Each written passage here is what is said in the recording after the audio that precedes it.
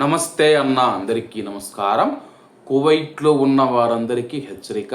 మీ TikTok account కానీ Facebook account కానీ ఏదైనా సరే కానీ మీ యొక్క సోషల్ మీడియా అకౌంట్ల వివరాలు ఎవరికి అయితే మీరు తెలపద్దండి. మీ ఫ్రెండ్స్కి కావచ్చు, లేకపోతే మీకు అత్యంత దగ్గరగా ఉన్నవారు కావచ్చు, ఎవరైనా సరే కానీ వాళ్లకు సోషల్ మీడియా అకౌంట్ వివరాలు అయితే తెలపద్దండి. తాజాగా జరిగిన ఒక సంఘటనలో ఒక ప్రవాసుడికి 2 సంవత్సరాల జైలు శిక్ష పడింది.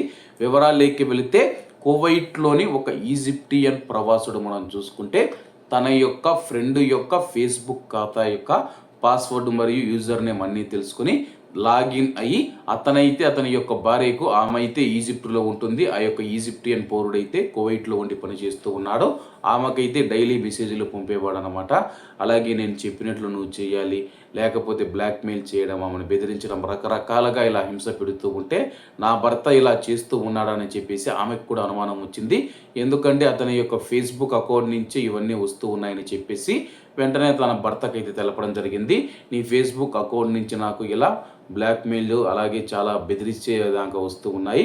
ఫోన్ చేసినప్పుడు నార్మల్గా మాట్లాడతావు, మెసేజ్ల రూపంలో ఇలా చూస్తే నన్ను వేధిస్తూ ఉన్నామని చెప్పి తన భార్య అడగడంతో తన ఫేస్బుక్ ఐడిని అయితే అతను వెరిఫై చేసుకోవడం జరిగింది.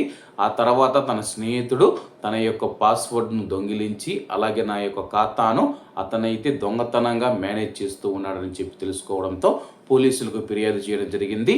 పోలీసులు అతన్ని అరెస్ట్ చేసి తాజాగా కువైట్ క్రిమినల్ కోర్టు ముందు హాజరుపరచగా కువైట్ క్రిమినల్ కోర్టు అతనికి 2 సంవత్సరాల కఠిన కారాగార శిక్ష విధిస్తూ తీర్పునిచ్చింది.